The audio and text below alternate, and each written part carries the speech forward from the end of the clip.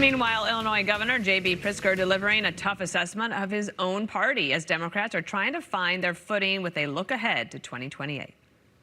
In the coming election, what I can tell you in 28 is I'm going to be very involved. I do think that it's in 28, whoever's running on the Democratic side needs to be running not just on a restoration, but also a renewal of American values, because I think Democrats over the years have kind of lost our way. And Leslie Marshall is a Fox News contributor, and Luke Ball, a Republican strategist, and it's great to have you both here. I saw you last night on Special Report. Leslie, thanks for sticking around. Here is, this is call for number one. This is the Democratic hopefuls on what they think is needed for the party. You know, the old guard needs to go. They lost to Donald Trump twice.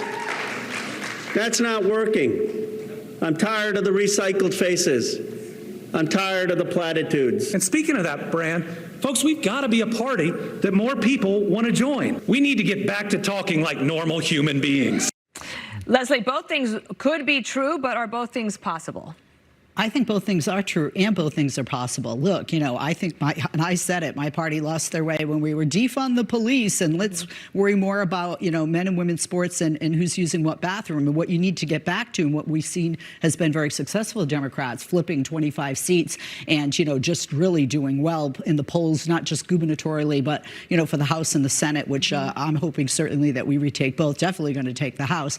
You know, we have to do what a lot of these grassroots movements have done. I mean, whether you like them or not, Mamdani did it here in New York. What did they do? What do you, the voter, want? What is important to you? And what do they hear? Is it health care? Is it affordability? Is gas prices? Where I am in California, is it something to do with fires and prevention?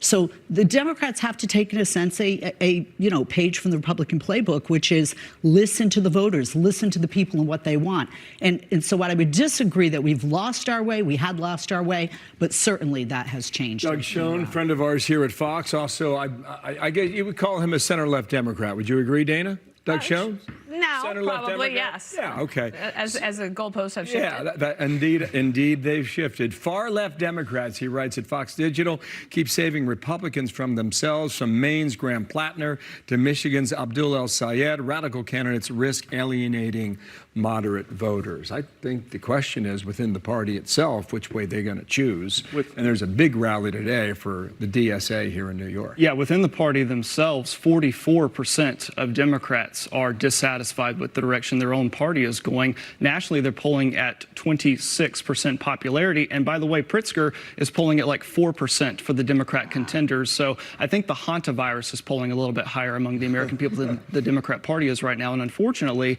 too many people have shifted the goalposts, as you said, Dana. They have moved further to Democrat socialism, and you alluded to Mamdani having a lot of popularity among the younger voters, and some of them do feel as if America has not worked out well for them. But the answer is not Democrat socialism. In my opinion, that is lazy politics because it is so nearsighted. You don't see the ramifications further down the line. It kills all sorts of incentives. It completely squashes any sort of free market enterprise, which, by the way, government has never outpaced the free market, and it's never going to. Well, first of all, you know, one size fits all doesn't work for any political party, and my political party either. And that's why what works in New York City may not work in Los Angeles, certainly isn't going to work in the states like Mississippi or, you know, Alabama. Look at Andy Beshear. I mean, he is a moderate Democrat. I'm a moderate Democrat. Some of the progressive candidates may not be my liking, but are they running in the city that I live in or the state that I live in? So, you know, I hear this every 2 to 4 year electoral cycle that we have. Oh, the party's pulling farther and farther left. It is sometimes, and sometimes it is successful. But again, one size does not fit all. So you have some really even right-leaning Democrats, certainly moderate centrist Democrats, and then far-left progressives. All of us can be under the Democratic platform, and we've seen that to be successful. So just in the remaining time we have, let's give the former president a little bit of due. It's a big day for President Obama. Here's what he said about going from president to post-presidency. I think Michelle very much would prefer a quieter life for us.